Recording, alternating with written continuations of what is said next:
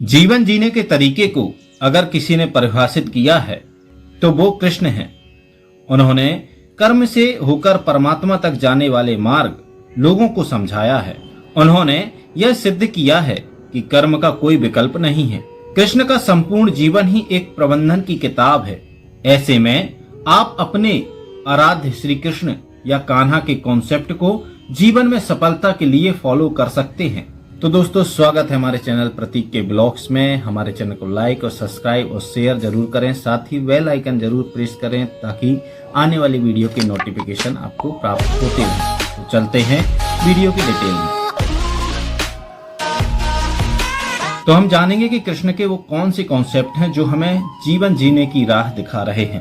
पहला, जीवन का नाम संघर्ष है। कारागृह में जन्मे कृष्ण पैदा होते ही रात में यमुना पार कर गोकुल ले जाया गया। तीसरे दिन पूतना मारने आ गई। यहाँ से शुरू हुआ संघर्ष देह त्यागने से पहले द्वारिका डुबोने तक रहा है। कॉन्सेप्ट क्या है इसका? कृष्ण कहते हैं, आप कोई भी हो, संसार में आए हैं तो संघर्ष हमेशा रहेगा। परिस्थितियों से भागो मत, उसके सामने डटकर खड़े हो जाओ, क्योंकि कर्म करना ही मानव जीवन का पहला कर्तव्य है। दूसरा, पढ़ाई किताबी नहीं, रचनात्मक हो। कृष्ण ने अपनी शिक्षा मध्य प्रदेश के उज्जैन में संदीपनी ऋषि के आश्रम में रहकर पूरी की थी। कहा जाता है 64 दिन में उन्होंने 64 कलाओं का ज्ञान हासिल कर लिया था। वैदिक ज्ञान के अलावा उन्होंने अन्य कलाएं सीखी।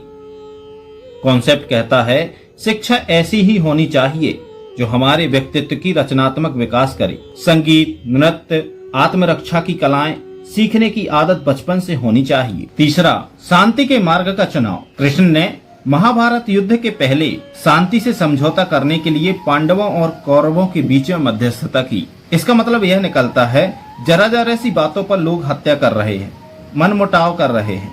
ऐसे में झगड़ों से बचते हुए समस्याओं का समाधान खोजना चाहिए, क्योंकि मन की शांति ही श्रेष्ठ है। चौथा, लीडर बने रहें, श्रेय ना लें। कृष्ण ने दुनिया भर के राजाओं को जीता था, लेकिन कभी सिंहासन नहीं छीना। उन्होंने उसे राजा बनाया जो श्रेष्ठ हो। इसका मतलब भी यही निकलता है कि खुद को आगे बढ़ाने की होड़ में दूसरे को पीछे ना खींचे। आजकल ऐसे बहुत से लोग हैं जो अपने को आगे बढ़ाने के लिए दूसरों से ईर्ष्या या जो है उसको संघर्ष में डालने की कोशिश करते हैं, तो उससे बचें।